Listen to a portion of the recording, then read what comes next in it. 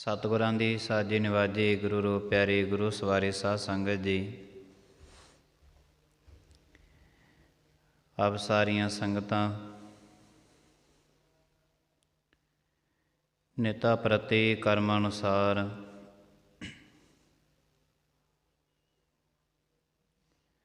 ਧੰਨ ਆਦਿ ਸ੍ਰੀ ਗੁਰੂ ਗ੍ਰੰਥ ਸਾਹਿਬ ਜੀ ਮਹਾਰਾਜ ਜੀਆਂ ਦੇ ਚਰਨਾਂ ਕਮਲਾਂ ਵਿਖੇ ਹਾਜ਼ਰੀਆਂ ਭਰਨ ਦੇ ਯਤਨ ਕਰ ਰਹੇ ਹਾਂ।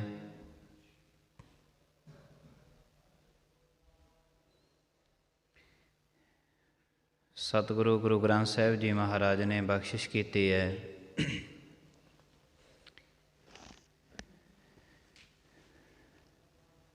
ਸਤਿਗੁਰਾਂ ਦੀ ਗੁਰਬਾਣੀ ਸਰਵਣ ਕੀਤੀ ਹੈ। ਭਾਗ ਜਾਗੇ ਕੀ ਇਹ ਨਿਸ਼ਾਨੀ, ਮਿੱਠੀ ਲਾਗੈ ਗੁਰ ਕੀ ਬਾਣੀ। ਜਾਗੇ ਹੋਏ ਭਾਗ ਦੀ ਇਹ ਨਿਸ਼ਾਨੀ ਹੈ ਕਿ ਸਤਿਗੁਰਾਂ ਦੀ ਗੁਰਬਾਣੀ ਮਿੱਠੀ ਲੱਗਦੀ ਹੈ। ਸਤਿਗੁਰਾਂ ਦੇ ਬੋਲ ਜਿਹੜੇ ਹਨ ਉਹ ਬੜੇ ਪਿਆਰੇ ਲੱਗਦੇ ਨੇ।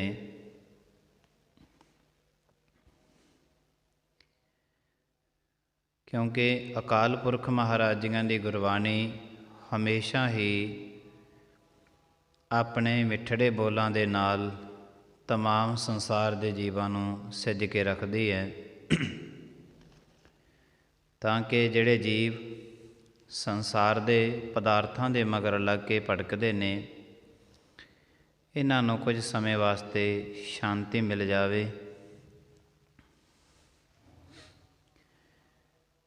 ਸਤਿਗੁਰਾਂ ਨੇ ਅਕਾਲ ਪੁਰਖ ਦੇ ਪਵਿੱਤਰ ਜਿੰਨੇ ਬੋਲ ਨੇ ਉਹ ਸਾਡੀ ਝੋਲੀ ਦੇ ਵਿੱਚ ਪਾਏ ਨੇ, ਅਤੇ ਨਾਲ ਹੀ ਗੁਰੂ ਨਾਨਕ ਦੇਵ ਸਾਹਿਬ ਜੀ ਮਹਾਰਾਜ ਨੇ ਬੜੇ ਯਤਨ ਕੀਤੇ ਨੇ ਕਿ ਜਿਹੋ ਜਿਹੇ ਬੋਲ ਪਰਮੇਸ਼ਰ ਸੰਸਾਰ ਪ੍ਰਤੀ, ਸ੍ਰਿਸ਼ਟੀ ਪ੍ਰਤੀ ਬੋਲ ਰਹੇ ਨੇ, ਕੋਈ ਦਿਨ ਬਣ ਜਾਵੇ ਇਹੋ ਜਿਹੇ ਬੋਲ ਮਨੁੱਖ ਦੇ ਵੀ ਬਣ ਜਾਣ। ਜਿਸ ਦਿਨ ਇਹੋ ਜਿਹੇ ਬੋਲ ਮਨੁੱਖ ਦੇ ਵੀ ਜ਼ੁਬਾਨ ਦੇ ਵਿੱਚੋਂ ਨਿਕਲਣੇ ਸ਼ੁਰੂ ਹੋ ਜਾਂਦੇ ਨੇ, ਉਸੇ ਦਿਨ ਜਿਹੜਾ ਮਨੁੱਖ ਹੈ ਇਹ ਮਨੁੱਖ ਜਾਮੇ ਦੇ ਵਿੱਚ ਰਹਿੰਦਾ ਹੈ, ਪਰ ਇਹ ਰੂਪ ਪਰਮਾਤਮਾ ਦਾ ਹੀ ਬਣ ਜਾਂਦਾ ਹੈ। ਕਿਉਂਕਿ ਬੋਲ ਤੋਂ ਹੀ ਪਹਿਚਾਨਿਆ ਹਰ ਇੱਕ ਚੀਜ਼ ਪਹਿਚਾਨੀ ਜਾ ਸਕਦੀ ਹੈ। ਮਨੁੱਖ ਦਾ ਦੇਹੀ ਬੈਠੀ ਹੈ ਬਿਨ ਬੋਲਿਆਂ, ਤੇ ਪਤਾ ਨਹੀਂ ਲੱਗਦਾ ਕਿ ਮਨੁੱਖ ਧਾਰਮਿਕ ਹੈ, ਅਧਾਰਮਿਕ ਹੈ, ਚੰਗਾ ਹੈ, ਮਾੜਾ ਹੈ, ਕੀ ਕੁਛ ਕਰਕੇ ਆਇਆ, ਕੀ ਅਗਾਹਾਂ ਕਰਨਾ ਚਾਹੁੰਦਾ ਹੈ, ਜਿੰਨਾ ਟਾਈਮ ਉਹ ਮਨੁੱਖ ਆਪਣੀ ਜ਼ੁਬਾਨ ਦੇ ਵਿੱਚੋਂ ਬੋਲਦਾ ਨਹੀਂ ਹੈ। ਜਦ ਬੋਲੇਗਾ ਤੇ ਬੋਲਾਂ ਤੋਂ ਹੀ ਪਤਾ ਲੱਗਦਾ ਹੈ ਕਿ ਇਹ ਮਨੁੱਖ ਦੇ ਅੰਦਰ ਸਾਧੂਆਂ ਵਾਲੀ ਬਿਰਤੀ ਹੈ ਜਾਂ ਇਸ ਮਨੁੱਖ ਦੇ ਅੰਦਰ ਦੁਸ਼ਟਾਂ ਵਾਲੀ ਸੋਚ ਹੈ। ਮਨੁੱਖ ਦੇ ਬੋਲਾਂ ਤੋਂ ਹੀ ਪਤਾ ਲੱਗਦਾ ਹੈ। ਜਿਸ ਤਰ੍ਹਾਂ ਦੁਕਾਨ ਨੂੰ ਬਾਹਰੋਂ ਜਿੰਦਰਾ ਲੱਗਿਆ, ਪਤਾ ਨਹੀਂ ਕਿ ਅੰਦਰ ਕੋਲਾ ਰੱਖਿਆ ਕਿ ਸੋਨਾ ਮੋਤੀ ਨੇ। ਜਦ ਹੀ ਤਾਲਾ ਖੁੱਲ੍ਹਿਆ ਪਤਾ ਲੱਗ ਜਾਂਦਾ ਕਿ ਦੁਕਾਨ ਕੋਲਿਆਂ ਦੀ ਹੈ ਜਾਂ ਮੋਤੀ ਹੀਰਿਆਂ ਦੀ, ਸੋਨੇ ਜਵਾਹਰਤ ਦੀ ਦੁਕਾਨ ਹੈ। ਐਸੇ ਤਰ੍ਹਾਂ ਹੀ ਮਨੁੱਖ ਦਾ ਜੀਵਨ ਹੈ। ਮਨੁੱਖ ਦੇ ਜੀਵਨ ਦਾ ਇੱਕ ਬੋਲ ਨਿਕਲਿਆ ਤੇ ਉਹਦੀ ਪਹਿਚਾਣ ਹੋ ਜਾਂਦੀ ਹੈ। ਭਾਈ ਗੁਰਦਾਸ ਜੀ ਕਹਿੰਦੇ ਹਨ ਕਿ ਬਿਨ ਬੋਲਿਆਂ ਤੋਂ ਕੁਛ ਵੀ ਪਤਾ ਨਹੀਂ ਚੱਲਦਾ। ਤੋ ਜਿਹੜਾ ਮਨੁੱਖ ਬਹੁਤੀ ਸਿਆਣਪ ਸਮਾਜ ਦੇ ਵਿੱਚ ਰੱਖਦਾ ਹੈ, ਉਹ ਕੁਛ ਬੋਲਣ ਤੋਂ ਪਹਿਲਾਂ ਕਿਸੇ ਨੂੰ ਸੁਣਨ ਦੇ ਯਤਨ ਕਰਦਾ ਹੈ। ਧਾਰਮਿਕ ਰੁਚੀ ਵੀ ਇਹੋ ਹੀ ਹੈ ਕਿ ਜੇ ਕਿਸੇ ਨੇ ਵਕਤਾ ਬਣਨਾ ਹੋਵੇ ਤੇ ਉਹਨੂੰ ਪਹਿਲਾਂ ਸਰੋਤਾ ਬਣਨਾ ਪੈਂਦਾ ਹੈ। ਜੇ ਕਿਸੇ ਨੇ ਬੋਲਣ ਸਿੱਖਣਾ ਹੋਵੇ ਤੇ ਉਹਨੂੰ ਪਹਿਲਾਂ ਕਿਸੇ ਦੇ ਬੋਲ ਸੁਣਨੇ ਪੈਂਦੇ ਨੇ। ਤੇ ਜਦੋਂ ਕਿਸੇ ਨੂੰ ਸੁਣਨ ਦੀ ਜਾਂਚ ਆ ਗਈ ਤੇ ਸਮਝ ਲਓ ਕਿ ਇਸ ਤੋਂ ਬਾਅਦ ਇਹਨੂੰ ਬੋਲਣ ਦੀ ਜਾਂਚ ਆ ਗਈ। ਜੇ ਕਿਸੇ ਨੂੰ ਸੁਣਿਆ ਨਹੀਂ ਤੇ ਇਹਨੂੰ ਬੋਲਣ ਦੀ ਜਾਂਚ ਵੀ ਨਹੀਂ ਆ ਸਕਦੀ। ਔਰ ਜਿਹੋ ਜਿਹਾ ਮਨੁੱਖ ਨੇ ਸੁਣਿਆ ਉਹੋ ਜਿਹੇ ਇਸ ਦੇ ਆਪਣੇ ਬੋਲ ਬਣ ਜਾਂਦੇ ਨੇ।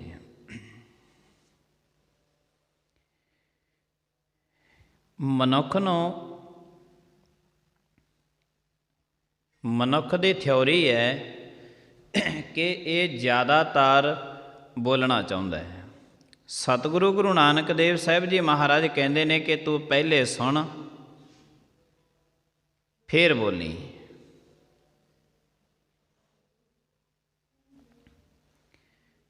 ਕਿਉਂਕਿ ਹਰ ਇੱਕ ਮਨੁੱਖ ਨੂੰ ਪੂਰੀ ਸੂਝ ਬੂਝ ਦੇ ਨਾਲ ਗੁਰਬਾਣੀ ਸਿਖਾਉਂਦੀ ਹੈ ਕਿ ਬੋਲਣਾ ਕਿਵੇਂ ਹੈ। ਮਨੁੱਖ ਦੀ ਰੁਚੀ ਹੁੰਦੀ ਹੈ ਕਿ ਸਮਾਜਿਕ ਲੈਵਲ 'ਤੇ, ਧਾਰਮਿਕ ਲੈਵਲ 'ਤੇ, ਰਾਜਨੀਤਿਕ ਲੈਵਲ 'ਤੇ ਮੈਂ ਬਹੁਤ ਉੱਚਾ ਬੈਠਾ ਹੋਵਾਂ ਅਤੇ ਮੈਨੂੰ ਮੇਰੇ ਬੋਲਾਂ ਨੂੰ ਹਰ ਇੱਕ ਮਨੁੱਖ ਸੁਣਦਾ ਹੋਵੇ ਅਤੇ ਮੇਰੇ ਬੋਲਾਂ ਨੂੰ ਮੰਨਦਾ ਵੀ ਹੋਵੇ।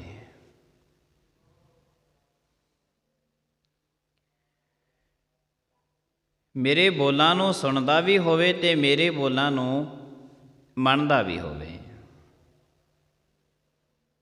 ਗੁਰੂ ਨਾਨਕ ਦੇਵ ਸਾਹਿਬ ਜੀ ਮਹਾਰਾਜ ਕਹਿੰਦੇ ਨੇ ਕਿ ਤੂੰ ਪਹਿਲੇ ਸੁਣਨਾ ਸਿੱਖ,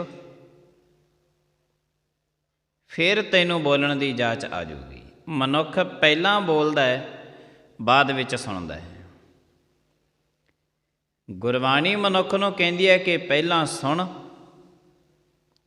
ਫਿਰ ਬੋਲਣਾ ਹੈ। ਕਿਉਂਕਿ ਜੇ ਇੱਕੋ ਸ਼ਬਦ ਦੇ ਜ਼ਬਾਨ ਦੇ ਵਿੱਚੋਂ ਨਿਕਲ ਗਿਆ, ਇੱਕੋ ਸ਼ਬਦ ਇਹ ਨਹੀਂ ਪਤਾ ਕਿ ਕਿਤਨਾ ਕੁ ਵੱਡਾ ਜੰਗ ਯੁੱਧ ਪੈਦਾ ਕਰ ਦੇਵੇ। ਇੱਕੋ ਸ਼ਬਦ ਤੇ ਇੱਕੋ ਹੀ ਸ਼ਬਦ ਹੈ ਜਿਹੜਾ ਮਨੁੱਖ ਦੀ ਜ਼ਬਾਨ ਦੇ ਵਿੱਚੋਂ ਪਹਿਲਾਂ ਸੁਣਿਆ, ਬਾਅਦ ਦੇ ਵਿੱਚ ਨਿਕਲਿਆ ਵਾਹਿਗੁਰੂ ਸ਼ਬਦ ਮਨੁੱਖ ਨੂੰ ਮਨੁੱਖ ਦੇ ਰੂਪ ਦੇ ਵਿੱਚੋਂ ਕੱਢ ਕੇ ਪਰਮਾਤਮਾ ਦਾ ਰੂਪ ਵੀ ਬਣਾ ਦਿੰਦਾ ਹੈ। ਇਸੇ ਲਈ ਜਿਹੜੇ ਬਹੁਤ ਧਾਰਮਿਕ ਲੈਵਲ 'ਤੇ ਉੱਚੇ ਹੁੰਦੇ ਨੇ, ਰਾਜਨੀਤਿਕ ਲੈਵਲ 'ਤੇ ਉੱਚੇ ਮਨੁੱਖ ਨੇ, ਸਮਾਜਿਕ ਲੈਵਲ 'ਤੇ ਬਹੁਤ ਉੱਚੇ ਨੇ, ਉਹ ਬੜਾ ਘੱਟ ਬੋਲਦੇ ਨੇ। ਜਿੰਨਾ ਕੁ ਬੋਲਦੇ ਨੇ ਉਹਨਾਂ ਨੂੰ ਬੜੇ ਸ਼ਬਦਾਂ ਨੂੰ ਸੰਕੋਚ ਕੇ ਬੋਲਦੇ ਨੇ। ਬਹੁਤ ਧਰਮ ਦੇ ਵਿੱਚ ਐਸੇ ਮਨੁੱਖ ਨੇ ਜਿਹੜੇ ਬਹੁਤ ਜ਼ਿਆਦਾ ਘੱਟ ਬੋਲਦੇ ਨੇ। ਗੁਰੂ ਨਾਨਕ ਦੇਵ ਸਾਹਿਬ ਜੀ ਮਹਾਰਾਜ ਕਹਿੰਦੇ ਨੇ ਕਿ ਬੋਲ ਜ਼ਰੂਰ, ਪਰ ਤੇਰੇ ਬੋਲਾਂ ਦੇ ਵਿੱਚ ਇਤਨੀ ਸੁਗੰਧੀ ਭਰੀ ਹੋਵੇ ਕਿ ਹਰ ਇੱਕ ਮਨੁੱਖ ਤੇਰੇ ਬੋਲਾਂ ਨੂੰ ਸੁਣਨ ਦੇ ਯਤਨ ਕਰਦਾ ਹੋਵੇ। ਭਾਵੇਂ ਘੱਟ ਬੋਲ, ਪਰ ਜਿੰਨਾ ਕੁ ਬੋਲੇ ਓਨੇ ਕੁ ਤੇਰੇ ਬੋਲਾਂ ਦੇ ਵਿੱਚ ਸੁਗੰਧੀ ਹੋਵੇ, ਠੰਡਕ ਹੋਵੇ। ਬਹੁਤੇ ਇਸ ਮਨੁੱਖ ਜਿਹੜੇ ਨੇ ਬਹੁਤਾ ਜ਼ਿਆਦਾ ਬੋਲ ਜਾਂਦੇ ਨੇ। ਤੋ ਜਿਹੜੇ ਮਨੁੱਖ ਧਾਰਮਿਕ ਲੈਵਲ 'ਤੇ ਬਹੁਤ ਉੱਚੇ ਬੈਠੇ ਨੇ ਘੱਟ ਬੋਲਦੇ ਨੇ, ਪਰ ਜੇ ਕਦੀ ਕਦਾਈ ਉਹਨਾਂ ਦੇ ਸ਼ਬਦ ਕੋਈ ਜ਼ਬਾਨ ਦੇ ਵਿੱਚੋਂ ਨਿਕਲ ਜਾਵੇ ਤੇ ਫਿਰ ਇੱਕ ਬੋਲ ਬਹੁਤ ਵੱਡੇ ਧਾਰਮਿਕ ਬੰਦੇ ਦਾ ਪਤਾ ਨਹੀਂ ਕਿੰਨੇ ਕੁ ਜੰਗ ਦਾ ਮੈਦਾਨ ਬਣਾ ਦੇਵੇਗਾ।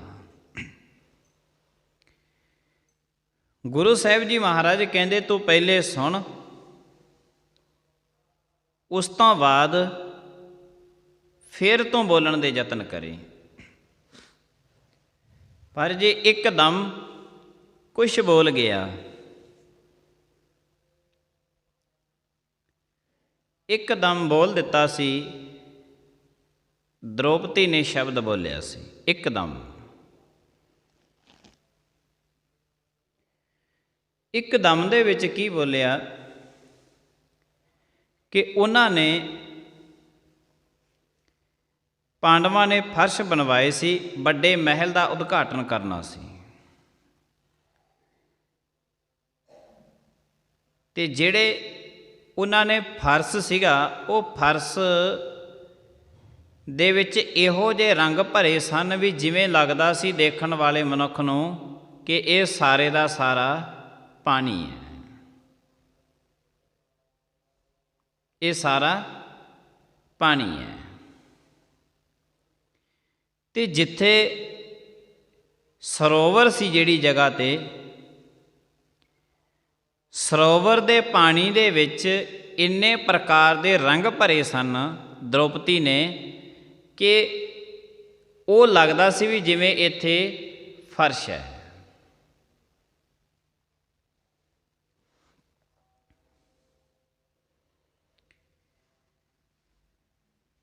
ਜਿਹੜੇ ਉਹਨਾਂ ਨੇ ਮਹਿਲ ਦਾ ਉਦਘਾਟਨ ਕਰਨਾ ਸੀ, ਇਤਨਾ ਕੁ ਉਹਨਾਂ ਨੇ ਖੂਬਸੂਰਤ ਬਣਾਇਆ ਸੀ ਵੀ ਜਿਹੜੇ ਤੇ ਫਰਸ਼ ਲੱਗੇ ਸੀ ਉਹ 'ਤੇ ਇੰਜ ਲੱਗਦਾ ਸੀ ਕਿ ਇਹ ਸਾਰਾ ਪਾਣੀ ਹੈ। ਜਿੱਥੇ ਸਰੋਵਰ ਸੀ ਪਾਣੀ ਦੇ ਵਿੱਚ ਇਤਨੇ ਰੰਗ ਭਰ ਦਿੱਤੇ ਵੀ ਲੱਗਦਾ ਸੀ ਇਹ ਫਰਸ਼ ਹੈ।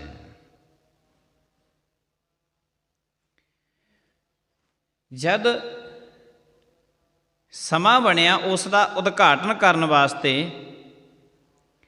ਦੁਰਯੋਧਨ ਜੀ ਪਹੁੰਚੇ, ਧ੍ਰਿਸ਼ਟਰਾਸ਼ਟਰ ਦੇ ਬੇਟੇ,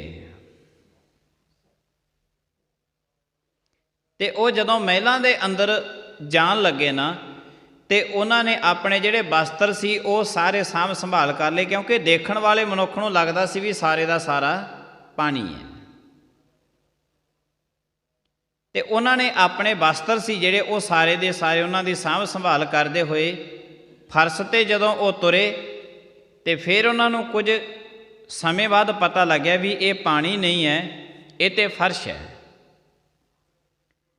ਤੇ ਉਹਨਾਂ ਨੇ ਕੀ ਕੀਤਾ, ਦੁਰਯੋਧਨ ਜੀ ਨੇ ਆਪਣੇ ਵਸਤਰ ਛੱਡ ਦਿੱਤੇ, ਕਿਤੇ ਸਾਰੇ ਦੇ ਸਾਰਾ ਫਰਸ਼ ਹੀ ਇੰਨੀ ਤਕਨੀਕ ਦੇ ਨਾਲ ਲਾਇਆ ਹੋਇਆ, ਇੰਨਾ ਵਧੀਆ ਦੇ ਵਿੱਚ ਲਾਇਆ ਹੋਇਆ ਇਹ। ਤੇ ਅਗਾਹਾਂ ਜਦੋਂ ਜਾਂਦੇ ਜਾਂਦੇ ਜਿੱਥੇ ਸਰੋਵਰ ਸੀਗਾ, ਜਿਹੜੇ ਸਰੋਵਰ ਦੇ ਵਿੱਚ ਪਾਣੀ ਦੇ ਵਿੱਚ ਇਤਨੇ ਰੰਗ ਭਰੇ ਸਨ ਕਿ ਲੱਗਦਾ ਸੀ ਫਰਸ਼ ਹੈ, ਤੇ ਦੁਰਯੋਧਨ ਜੀ ਤੇ ਤੁਰੇ ਜਾਂਦੇ ਨੇ। ਤੁਰੇ ਜਾਂਦੇ ਜਾਂਦੇ ਜਦੋਂ ਸਰੋਵਰ ਦੇ ਵਿੱਚ ਉਹਨਾਂ ਦਾ ਪੈਰ ਟਿਕਿਆ ਤੇ ਸਰੋਵਰ ਦੇ ਵਿੱਚ ਦੁਰਯੋਧਨ ਜੀ ਡਿੱਗ ਪਏ। ਜਦੋਂ ਡਿੱਗੇ, ਉਹ ਡਿੱਗੇ ਹੋਏ ਸਰੋਵਰ ਦੇ ਵਿੱਚ ਜਿੰਨੇ ਪਾਣੀ ਦੇ ਵਿੱਚ ਰੰਗ ਭਰੇ ਸਨ ਉਹ ਸਾਰੇ ਦੇ ਸਾਰੇ ਆਪਸ ਵਿੱਚ ਹੀ ਘੁਲ ਗਏ।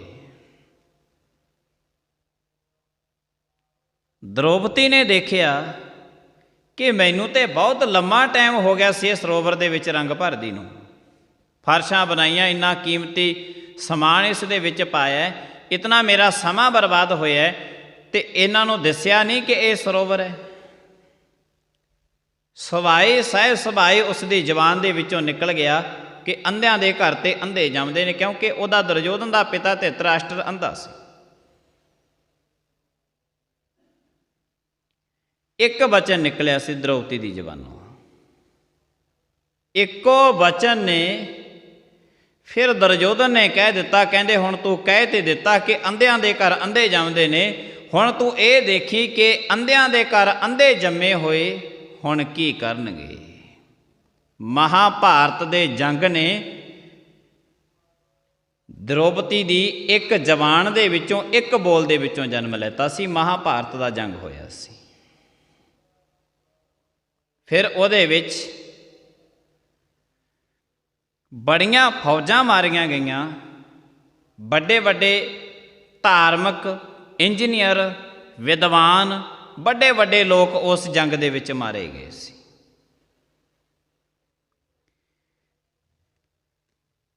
ਇਤਿਹਾਸ ਲਿਖਦੇ ਨੇ, ਕਹਿੰਦੇ 28 ਖੂਣੀਆਂ ਵੀ ਇੱਥੇ ਖਪੀਆਂ ਸੀ। ਬੋਲ ਤੇ ਇੱਕ ਸੀ ਕਿ ਅੰਧਿਆਂ ਦੇ ਘਰ ਅੰਧੇ ਜਾਂਦੇ ਨੇ। ਮਹਾਭਾਰਤ ਦਾ ਇਤਨਾ ਵੱਡਾ ਜੰਗ ਇੱਕ ਬੋਲ ਦੇ ਵਿੱਚੋਂ ਪੈਦਾ ਹੋਇਆ ਸੀ। ਤੋ ਜੇ ਇੱਕ ਬੋਲ ਦੇ ਵਿੱਚੋਂ ਮਹਾਭਾਰਤ ਦਾ ਜੰਗ इतना वड्डा जन्म लै सकता है, एक बोल मनुख नूं परमात्मा तक भी अपड़ा सकता है। इक्को बोल, एक बोल ने ज़्यादातर जिहड़ी जंग होंदी है ना, कते आचार्यां दे विद्वानां ने लिखिया सी, वो कहण लगे ज़्यादातर जिहड़ियां जंगां होईयां ने जर जोरू अते जमीन पिछे होईयां ने। वो गुरु गोबिंद सिंह जी महाराज का इतिहास लिखते सन। कहते मैं सारे विद्वानां दा, सारे जिन्ने भी योधे होए ने मैं सब नूं देखिया है, पर गजब की गल है कि गुरु गोबिंद सिंह जी बाकी सारे जंग युद्ध होए ने जिहड़े वो जर जोरू अते जमीन पिछे होए ने। आचार्य दे विद्वान लिखते हैं, कहते इक्को ही गुरु गोबिंद सिंह महाराज ने जिन्हां ने इस पिछे जंग नहीं किया, ना तो किसी तो जमीन खोण दे यतन किए ने, ना किसी का धन लुट्टण वास्ते कोई जंग किया है, और ना किसी इस्त्री पिछे जंग किया है। एको ही गुरु गोबिंद सिंह महाराज होए ने। क्योंकि जब राम अते रावण का आपस विच युद्ध होया सी, इन्हां दा भी कारण दो इस्त्रियां बणियां सन, सुरूपनखा अते सीता। इन्हां दो इस्त्रियां नूं इहदे विचों कढ देव, कुछ नहीं रहिंदा। जर जोरू अते जमीन, जर जाते धन पिछे, किसी का धन चुरा लेना, उस पिछे जंग होए ने। जोरू जा इस्त्री पिछे जंग होए ने। इस्त्री दे एको बोल ने महाभारत का जंग करवा दिता सी। ज़्यादातर जिहड़े जंग लड़ाइयां ने, इन्हां दा कारण ज़्यादातर इस्त्री ही बनती है। माफ़ करना, जिहड़ी लड़ाइयां जिथों जन्म लैंदियां ने, ये ज़्यादातर 90% इस्त्रियां दे विचों जन्म लैंदियां ने। घर की लड़ाई है, बाहर की लड़ाई है, सारी दी जिथों वो लड़ाई की जिथों जड़ शुरू होंदी है, इस्त्री तो होंदी है। सो माफ़ करना, वो भावें सस होवे ते भावें नूंह होवे, भावें माँ होवे ते भावें धी होवे। ठीक है, जिथे गुरु नानक देव साहिब जी महाराज जियां दी गुरबाणी ने गुरु नानक तो पहला इस्त्री नूं ये मानता नहीं सी कि वह रब का नाम लै सके, जां रब का नाम सुन सके, जां रब के घर दे विच जाके अपनी डंडौत वतना कर सके। ये सारी दी सारी गुरु नानक देव साहिब जी महाराज ने कृपा की है, जिथों इस्त्री जात नूं नाम सुनने का, डंडौत वंदना करन दा अते नाम जपण दा अधिकार मिले। बहुते धर्मां दे विच ते हजे तक भी इस्त्री धार्मिक स्थान ते जाके अपनी डंडौत वंदना मत्था नहीं टेक सकती। पर जिथे ये सच्चाई है, उत्थे नाल नाल ये भी सच्चाई है कि जो गुरु नानक देव साहिब जी महाराज जियां ने गुरबाणी दे विच बड़ा कुछ दर्ज किया है।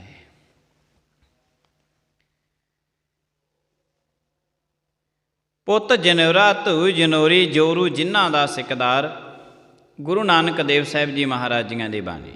इक्को ये भावें किसी भी रूप दे विच होवे, लड़ाई इत्थों ही जन्म लैंदी है। बड़ा वड्डा मान सत्कार जिहड़ा है वो हर एक जगह तो मिलिया होया है। कहंदे इस्त्री जात नूं हुण समय के हिसाब दे नाल बड़ा जिहड़ा हैगा वो प्रफुल्लित किया जा रहा है। उहदा कारण ये छुपिया हुंदा है भी जिहड़े जदों कोई असीं चंगे तां नहीं हुंदे, पर बिना गल तो कोई दूजा बंदा साडियां वडियाइयां करी जावे, इहदे पिछे कोई ना कोई कारण जरूर छुपिया हुंदा है।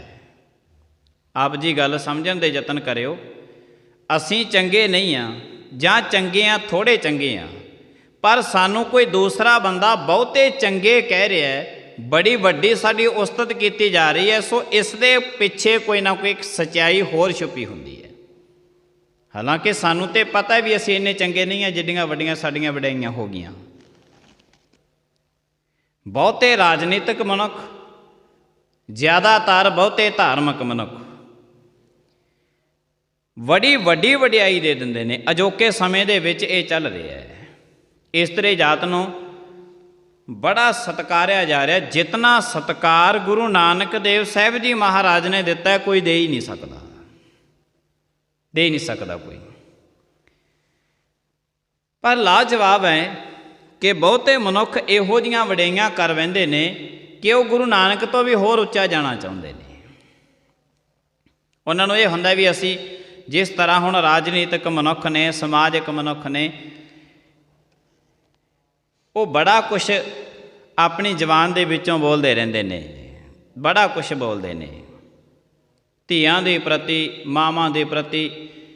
ਇਹ ਜਿਹੜੇ ਅਜੋਕੇ ਸਮੇਂ ਦੇ ਜਿਹੜੇ नौजवान पीढ़ी है, इन्हां ते सारियां ते एक राजनीतिक ते धार्मिक लोगों ने दाग दोष लाता कि ये मावां की सेवा नहीं करते, हालांकि मावां ने इन्हां नूं दुध पिया के पालिया।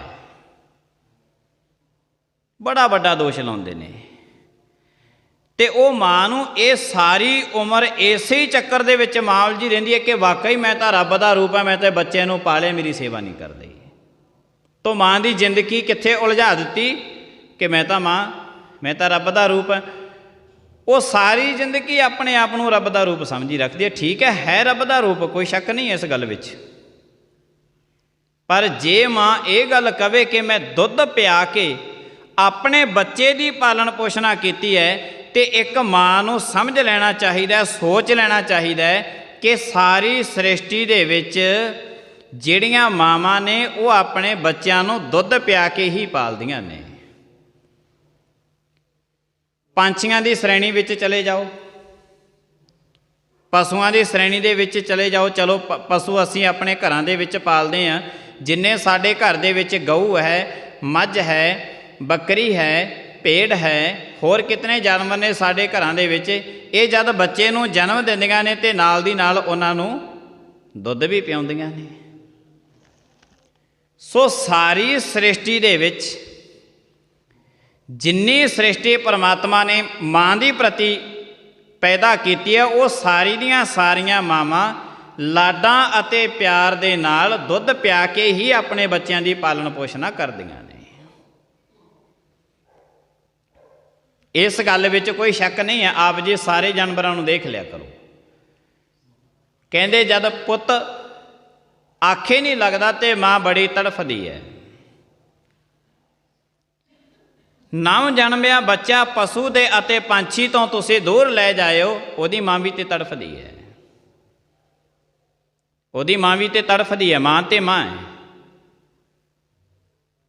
पर इसनूं इतना बढ़ावा दे दिता कि जिन्ना कोई मनुख चंगा नहीं, उन्हों बहुता चंगा चढ़ा के बयान कर रहा कोई, तो ये पिछे सच्चाई कोई होर छुपी होंदी है। तो तमाम साडियां मावां दी जिहड़ी जिंदगी है ना, एक पासे ते पुत्रां ते दाग दोष ला दिता कि मां दी सेवा नहीं करते, दूजे पासे मां नूं उलझा दिता कि तूं ते रब दा रूप है। वो फिर सारी जिंदगी वो ना कोई इतिहास पढ़े, ना कोई गुरबाणी पढ़े, सारी जिंदगी वो अपने आप नूं रब दा रूप बना के बैठी रहिंदी है। गुरु साहब जी महाराज कहते ने कि सारी सृष्टि दे विच, और नाल ये भी चेते रखना कि एक धी है, जब वो वड्डी हो जाती है उस धी नूं फिर उसनूं विआहिया जाता है। विआह तो बाद वो किसी दी नूंह भी बन जाती है, किसी दी पत्नी बन जाती है, पर मां तो हजे तक भी नहीं बनी। जिन्ना समा उहदी कुख दे विचों बच्चा जन्म नहीं लैंदा, उन्ना समा उहनूं समाज दे विच मां अखवाउण दा दर्जा नहीं मिलता। मां नूं दर्जा मां अखवाउण दा किहने दिता है? एक पुत्र ने दर्जा मिलिया, इतना वड्डा मिलिया है, कुख दे विचों पुत्र ने जन्म लेता तां मिलिया है। ते जिन्ना टाइम कुख दे विचों पुत्र जां धी जन्म नहीं लैंदी, उन्ना टाइम मां दे कोल दुध भी नहीं है। ये भी तो उस वास्ते है। सो इहदे पिछे जदों साडी कोई बिना वजह तो कोई बाली वडियाई कर रहा है, उहदे पिछे कोई ना कोई सच्चाई छुपी हुंदी है।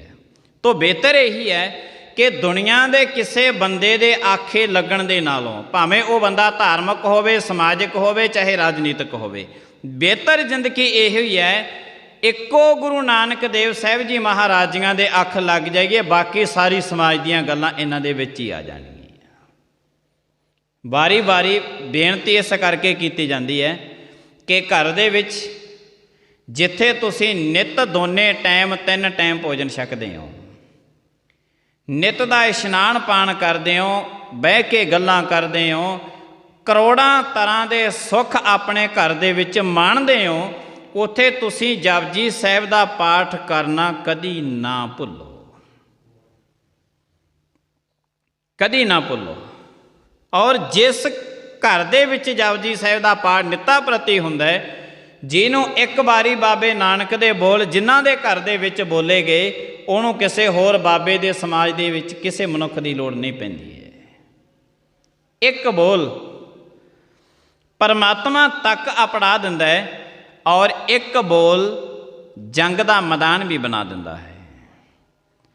ਸੋ ਗੱਲ ਇੱਥੋਂ ਸ਼ੁਰੂ ਹੋਈ ਸੀ, ਇੱਕ ਬੋਲ ਪਰਮਾਤਮਾ ਤੱਕ ਵੀ ਅਪੜਾ ਸਕਦਾ ਹੈ, ਇੱਕ ਬੋਲ ਜੰਗ ਦਾ ਮੈਦਾਨ ਵੀ ਬਣਾ ਸਕਦਾ ਹੈ। ਸੋ 90% ਜਿਹੜੀਆਂ ਲੜਾਈਆਂ ਨੇ ਇੱਥੋਂ ਜਨਮ ਲੈਂਦੀਆਂ ਨੇ। ਸੋ ਇਸ ਦੇ ਵਿੱਚ ਜਿਹੜਾ ਹੋਰ ਅਗਾਹਾਂ ਕੀ ਬੜਾ ਕੁਛ ਗੁਰੂ ਨਾਨਕ ਦੇਵ ਸਾਹਿਬ ਜੀ ਮਹਾਰਾਜ ਨੇ ਗੁਰਬਾਣੀ ਦੇ ਵਿੱਚ ਦਰਜ ਕੀਤਾ ਹੈ, ਔਰ ਸਾਡੇ ਜਿਹੜੇ ਸਮਾਜ ਦੇ ਵਿੱਚ ਨੇ ਮਤਾਵਾਂ ਨੂੰ ਬੜਾਵਾ ਦਿੰਦੇ ਨੇ, ਸਾਡੀਆਂ ਧੀਆਂ ਨੂੰ ਬਿਨਾਂ ਵਜ੍ਹਾ ਤੋਂ ਇੰਨਾ ਸਤਿਕਾਰੀ ਜਾਂਦੇ ਨੇ, ਇੰਨਾ ਸਤਿਕਾਰੀ ਜਾਂਦੇ ਨੇ, ਇੰਨਾ ਸਤਿਕਾਰੀ ਜਾਂਦੀਆਂ ਨੇ। ਉਹ ਸਾਡੀਆਂ ਧੀਆਂ ਵੀ ਭੁਲੇਖੇ ਦੇ ਵਿੱਚ ਹੀ ਰਹਿ ਗਈਆਂ, ਵੇਸੀ ਤਾਂ ਬਹੁਤ ਚੰਗੀ ਹੈ,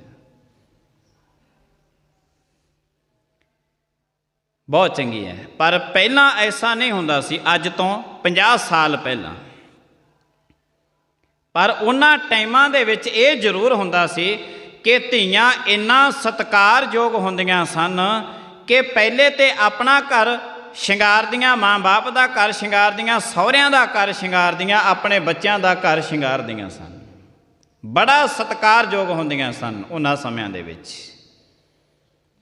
ਅਜੋਕੇ ਸਮੇਂ ਦੇ ਵਿੱਚ ਸਤਿਕਾਰ ਤੇ ਬਹੁਤ ਮਿਲ ਰਿਹਾ ਹੈ, ਕੋਈ ਕਸਰ ਬਾਕੀ ਨਹੀਂ ਛੱਡੀ ਕਿਸੇ। ਧਾਰਮਿਕ ਮਨੁੱਖ ਨੇ ਨਹੀਂ ਛੱਡੀ, ਰਾਜਨੀਤਿਕ ਮਨੁੱਖ ਨੇ ਨਹੀਂ ਛੱਡੀ।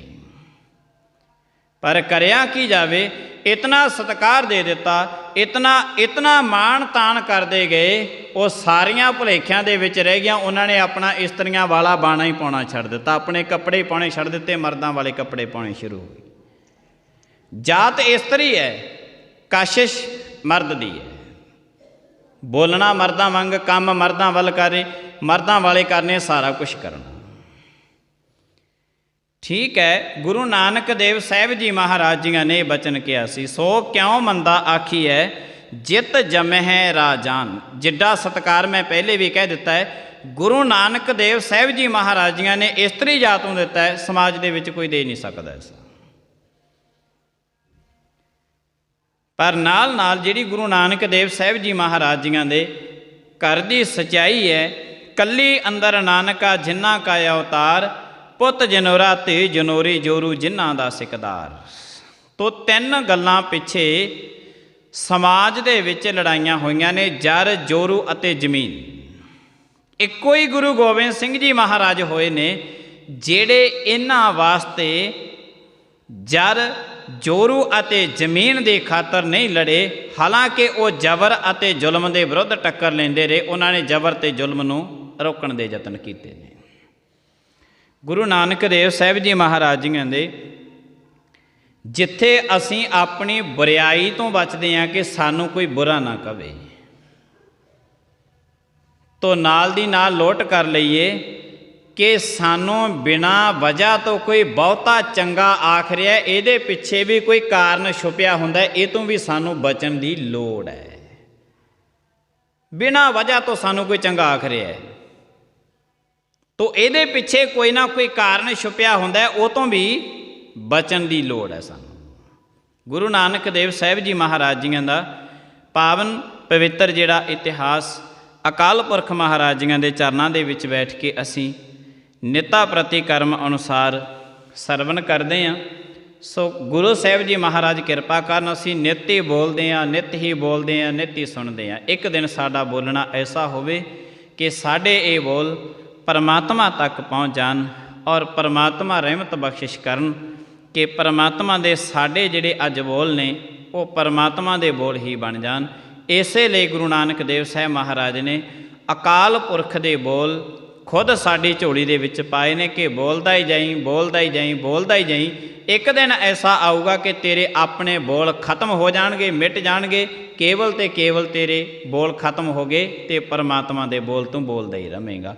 ਪਰਮਾਤਮਾ ਖੁਦ ਤੇਰੀ ਇਸ ਦੇਹੀ ਦੇ ਵਿੱਚ ਬੋਲਦੇ ਰਹਿਣਗੇ।